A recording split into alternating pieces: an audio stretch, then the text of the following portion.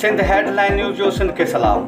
मुदसर मेहदी लिगारी की रिपोर्ट मुताबिक वानकीवसी ऐं भरपासे के केतिरनि ॻोठनि खे सिहत जूं सहूलियतूं ॾींदड़ डिस्पेंसरी हाणे बेलाब आहे।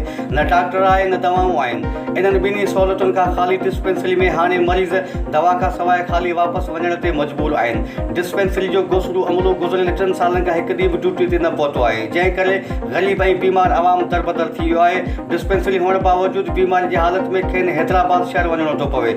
हितां जी सियासी, समाजी ऐं मज़हबी धुरियुनि काविड़ निसार लिगारी, काविड़ मोब आज़ाद ऐं उमेद अली लिगारी वसवारनि खां मुतालबो कयो त डिस्पेंसरी में अमलो ऐं दवाऊं ॾेई आवाम मां बेचैनी ख़तमु कई वञे।